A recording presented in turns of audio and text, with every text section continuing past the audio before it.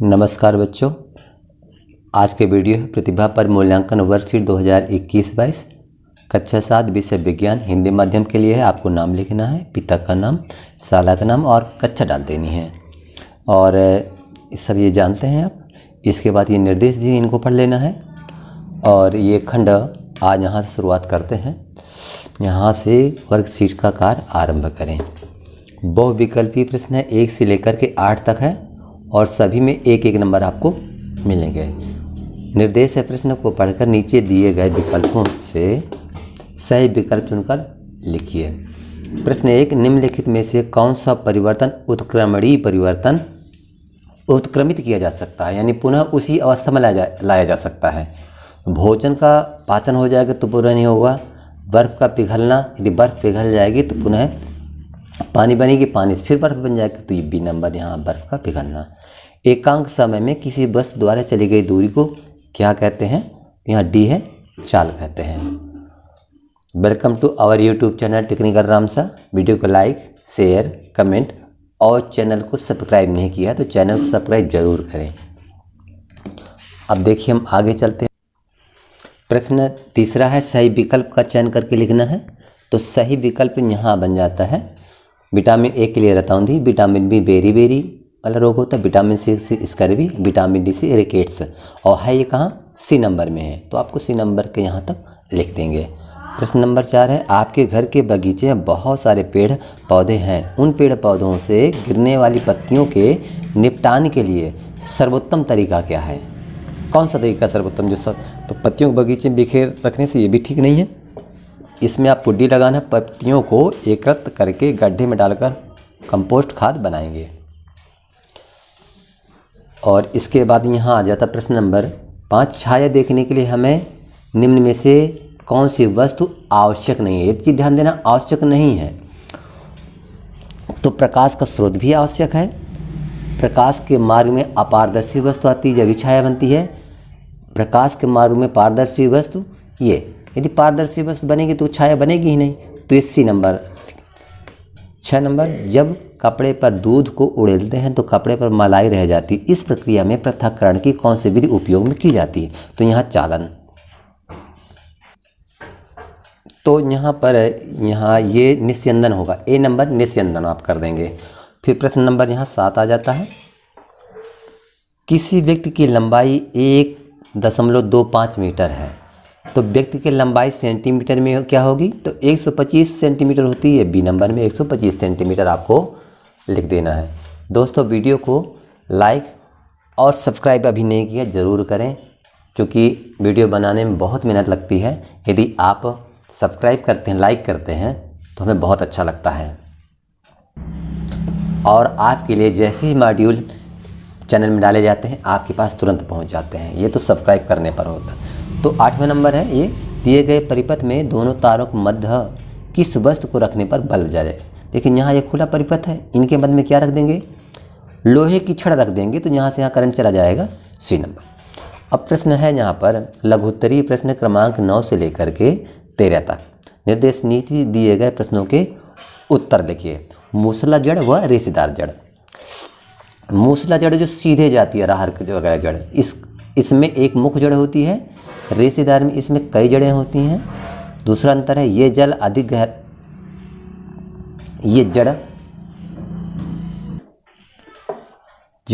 गहराई तक जाती है, उदाहरण आहार। और दूसरा है इसका अंतर, यह जड़ ज़्यादा गहराई तक नहीं जाती है, उदाहरण ज्वार, बाजरा आदि। और प्रश्न नंबर 10 आगे, विद्युत मिस्त्री द्वारा उपयोग में किए जाने वाले औजार जैसे पेचकस से प्लायर के हाथों पर प्लास्टिक या रबर के आवरण चढ़े होते हैं, उनके हत्थे लगे रहते हैं। तो ऐसा क्यों? तो इन औजारों के हत्थे में प्लास्टिक इसलिए जड़ा जाता है क्योंकि प्लास्टिक विद्युत के कुचालक होते हैं। यही कारण है कि विद्युत मिस्त्री द्वारा उपयोग किया जाता है। यदि प्लास्टिक के हत्थे नहीं चढ़े रहेंगे तो उनको करंट मार देगा, हानि पहुंच जाएगी, इसलिए ऐसा होता है। फिर आगे आएंगे, प्रश्न नंबर 11 है, सरल रेखीय गति व वर्तुल गति को उदाहरण देकर समझाना है। तो सरल रेखीय गति, जब कोई वस्तु सदैव एक सरल रेखा में गति करती है, सरल रेखीय गति कहलाती है। जैसे उदाहरण का तीर, आप तीर चलाएंगे सीधे जाता है।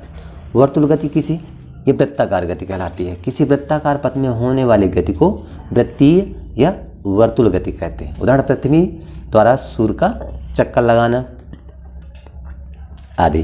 और प्रश्न 12 है, आप एक पारदर्शी कांच की सीट को पारभासी सीट में कैसे बदलेंगे? इसके करने कोई 2 तरीके बताना है। तो पहला तरीका, कांच की सतह में पेंटिंग कर देंगे तो पारभासी हो जाएगी, यानी स्पष्ट नहीं दिखेगा, थोड़ा बहुत दिखेगा। और दूसरा नंबर, कपड़े को चिपका कर या बांध कर। तीसरा, कांच की सतह में पन्नी या टेप चिपकाने से भी वो पारभासी बन जाएगी। अब यहाँ है प्रश्न नंबर 13, दैनिक जीवन में पृथक्करण के लिए हम निस्यंदन विधि का उपयोग कहाँ कहाँ करते हैं? उदाहरण देकर समझाइए।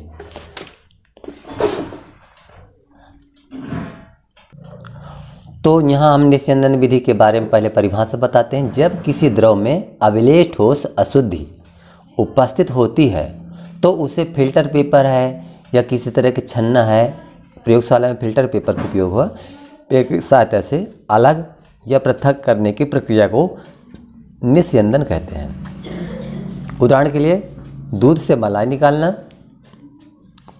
दूसरा, पानी में अशुद्धियाँ या कचरा निकालना। तीसरा है, प्रयोगशाला में अवलेय पदार्थों को फिल्टर पेपर द्वारा अलग करना है। इसके बाद हम चलते हैं यहाँ पर प्रश्न नंबर 14 पर। तो है ये 14 से लेकर 16 तक है, या प्रत्येक प्रश्न 4 अंक का रहेगा। प्रश्न 14, किसी पुष्प का नामांकित चित्र बनाना है और उसके जो भी भाग हैं उनका वर्णन भी करना है, यानी ये 2-2, 3-3 लाइन सब में लिखना है। तो चलिए हम यहाँ पर चित्र लाते हैं और चर्चा करते हैं। बच्चों, आप यहाँ पर एक चित्र देख पा रहे हैं, और यहाँ मैं बता दूँ, ये जो सबसे नीचे वाला रहता है ये बाह्य दल है, और बाह्य दल के बाद ये अलग अलग रंग की होती हैं पखुड़ी। जैसे गुलाब में लाल है, कड़ैल में पीला है, किसी में गुलाब रहता है, किसी में हरे रंग की रहती हैं, तो ये कहलाती हैं दल, यानी पखुड़ी भी कहते हैं। और इसके बाद चलते हैं, एक पहले परत ये हो जाती है बाह्य दल की, और दूसरी है दल या पंखुड़ी की हुई, और तीसरा जो है चक्र हो जाता है, ये जो लंबे लंबे रेसे लगे नहीं हैं, ये कहलाते हैं तंतु कहलाते हैं। ठीक है, तंतु कहलाते हैं।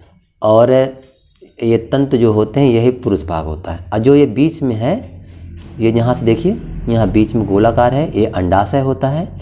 थोड़ा सा ये पतला पतला भाग यहाँ से जाता है लंबा लंबा, ये ऐसे, ये वर्तिका कहलाती है। और यह वर्तिकाग्र, यानी 3 अंग 1, 2 और 3 क्या कहलाती है? स्त्री केसर में आते हैं। और ये तंतु हैं, और ऊपर जो गोला गोला दिया है ये परागकोश कहलाते हैं।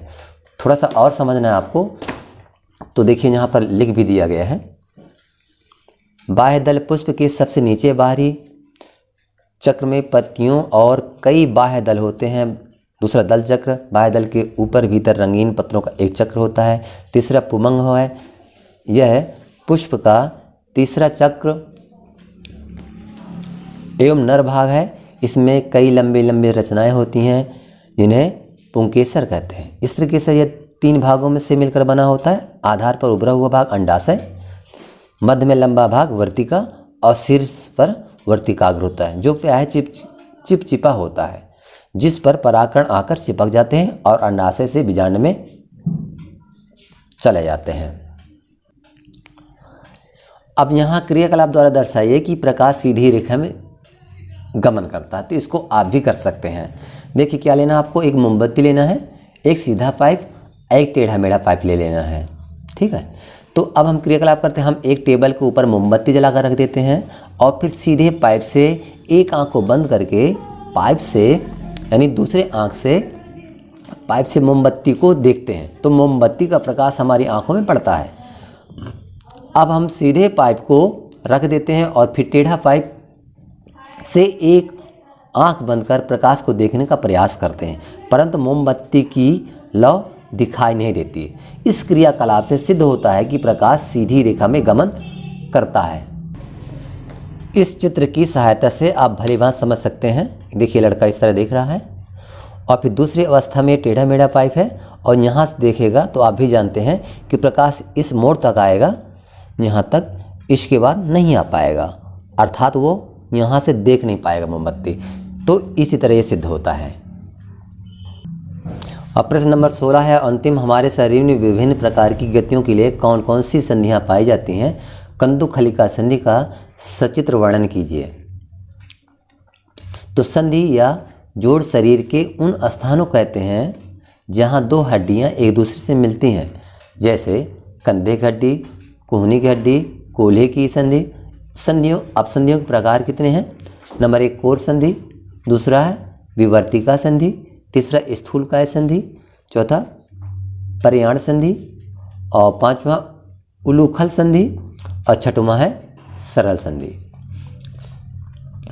अब यहाँ कंदुखलिका संधि के बारे में ये कह रहा है कि थोड़ा सा विस्तार से बताइए, वर्णन करना है और थोड़ा चित्र भी बनाना है। तो यहाँ हम पहले चलते हैं कंदुखलिका संधि। इस संधि में अस्थि का गोल सिरा दूसरी अस्थि के कटोरी रूपी गुहिका में घुसा होता है। इस चित्र में आप देख रहे हैं कंदुखलिका संधि है। एक तो कटोरी नुमा भाग रहता है और दूसरा ये गोल आकार का रहता है। ठीक है, इस संधि में अस्थि गोल सिरा दूसरी अस्थि के कटोरी रूपी, ये देखिए गोल सिरा है और दूसरी हड्डी का सिरा क्या है, ये यहाँ पर है कटोरी नुमा है, गुहिका में घुसा होता है, ये घुस जाते हैं, जैसे यहाँ पर इस रूप में ये घुस जाते हैं। तो जिधर चाहेंगे उधर को चारों तरफ को ये मूवमेंट करते हैं, जैसे आपकी बाह की हड्डी होती है और आपके टखने में रहती है। कारण कंधों और घुटने जैसे जोड़ों में सभी दिशाओं में गति संभव हो जाती है। तो बच्चों बहुत अच्छा कि आपने हमारे वीडियो को लाइक किया, शेयर किया। यदि किसी को भूल गया हो लाइक करना और सब्सक्राइब करना तो अभी लाइक और सब्सक्राइब जरूर कर लें। धन्यवाद।